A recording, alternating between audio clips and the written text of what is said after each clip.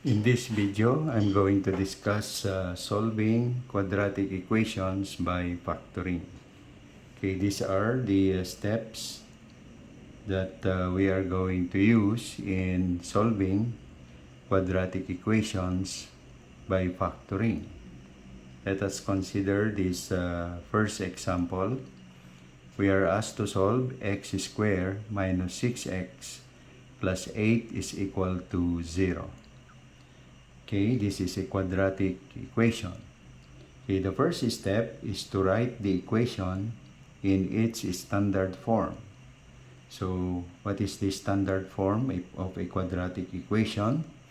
It is ax squared plus bx plus c equals 0, where the first term is the x squared term, the second term is the x term, and the third term is the constant. And the right side of the equation is equal to 0. So obviously, this quadratic equation is already in its standard form. X squared minus 6x plus 8 equals 0. The right side of the equation is 0. This is the first term, this is the second, and this is the third term. So we're done with the first step. Next is, second step, make sure the first term is positive. If it is negative, multiply the entire equation by negative 1. So, where is the first term? Here. And this is positive. Therefore, we are sure that the first term is positive. So, there is no need to multiply the entire equation by negative 1. We proceed with the third step. It says, check the sign of the third term. So this is the third term. We check the sign. If it is positive, check the sign of the second term. If the second term is negative, then you will have this for the binomial factors. But if the sign of the second term is positive, then you'll have this for the binomial factors. So again, we check the sign of the third term here. What is the sign of the third term? It is positive, so we're here. If it is positive, we check the sign of the second. And what is the sign of the second? Negative. Okay, it says here, if the second term is negative, then we will have this for the binomial factors. Therefore, the binomial factors will have these signs there. Okay, there are two negative in between the terms of the binomials. Then equate that, of course, to 0. So we now proceed here because if the sign of the second term is positive, this is what we do. But it is negative, therefore we use this. Both binomials would have a negative in between signs. Okay, so next, we will skip this because it says if the third term is negative, our third term is positive, so we use this condition. So we now go to this last part, factor the first and third terms and do trial and error. So what are the factors of x squared? There will only be 2. The factors of x squared will be x times x. Nothing more, nothing less. So we place one x here. We place the other x there. Okay, what are the factors of the third term? Okay, 8. Okay, what we have for 8? We have 8 times 1. What else? We have 4 times 2. Okay, if we use 8 and 1, so if I write 8 here and 1 here, and I will get the product of the means and the product of the extremes, I won't be coming out with this middle term. Because as I can see, if I add 4 and 2, it is likely to become 6. So I'm going to use 4 and 2 as a matter of choice. So if I place 4 here, and I place 2 here, let's see if I come out with the middle term by getting the sum of the product of the means and the product of the extreme. So what is the product of the means?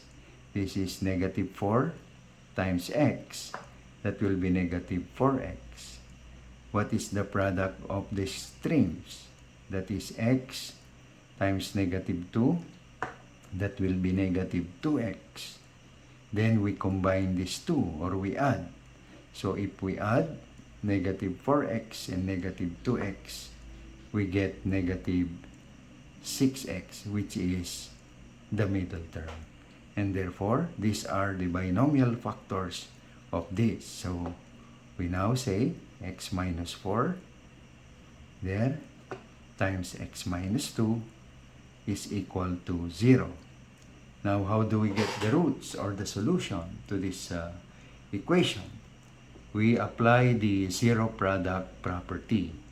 And what does zero product property say? It states that when the product of two factors is 0, then one of the factors is 0. So we equate each of these factors to 0. We equate the first binomial to 0. We do the same with the other binomial. We also equate that to 0. Then we get the value of x. We transpose negative 4 from negative 4 transposed to the other side. It becomes positive. So we'll have here x is equal to 4.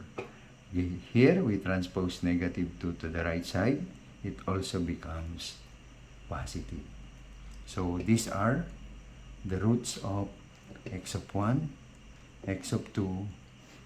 These are the solution or the roots of this quadratic equation or this quadratic equation. And we can check. So how do we check? Okay, we substitute each of these two values in the original equation, and let's find out if the equation will be satisfied. So when x is equal to 4, this is our quadratic equation. Okay, we change x by 4. So 4 squared minus 6 times 4 plus 8. Will that be equal to 0? 4 times 4 is 16. Negative 6 times 4 is negative 24 plus 8. Then, is that equal to 0? Okay, when we add these two positive numbers, 16 plus 8, we get 24. Minus 24 is equal to 0, then 0 equals 0. So, if x is equal to 4, the equation is satisfied. What about if x is equal to 2? Let me just use this space. So when x is equal to 2, we substitute this value to the original equation, x squared minus 6x plus 8 is equal to 0. So we change x to 2. So 2 squared minus 6 times 2 plus 8. Is that equal to 0? Okay, 2 times 2 or 2 squared is 4. 6 times 2 is 12 plus 8. Is that equal to 0? We add 4 and 8, we get 12. Minus 12. Then 12 minus 12, 0 equals 0. There. So that's how we solve quadratic equation by factoring. Just follow these steps. Okay, we'll have some more examples of this in the next videos. Thank you for watching and have a good day.